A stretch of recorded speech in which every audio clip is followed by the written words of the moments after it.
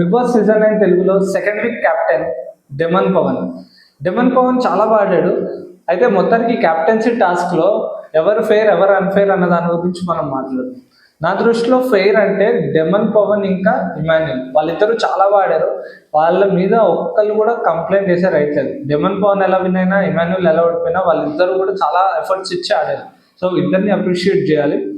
అదే ఇప్పుడు ఎవర్రా అన్ఫెయిర్ అంటే నా దృష్టిలో భరణి గారు ఇంకా రీతు, వీళ్ళిద్దరూ కూడా బయాస్డ్గా ఉన్నారు. ఓకే, భరణి గారు ఎందుకు అన్ఫెయిర్ అంటే ఇప్పుడు ఇండివిజువల్గా ఆయన డెసిషన్ ఎవరికి సపోర్ట్ చేయాలన్నది ఆయన ఇష్టం.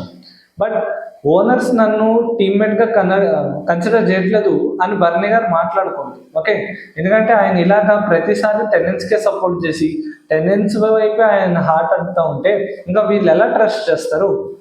సో భరణి గారు బయాస్డ్గా ఉన్నారు. రీతు కూడా బయాస్డ్ జడ్జ్మెంట్ అని నాకు అనిపించింది అక్కడ అన్నెసెసరీగా. మిగతాదంతా గేమ్ వాస్ గుడ్. మనీష్ ఎప్పుడు తెలిసిందే కదా అన్వాంటెడ్ స్ట్రాటజీస్. సో మీకేమనిపించిందో కామెంట్ చేయండి. ఫుల్ వీడియో కోసం ఛానల్లో ఉంటుంది, చెక్అవుట్ చేయండి. Thank you.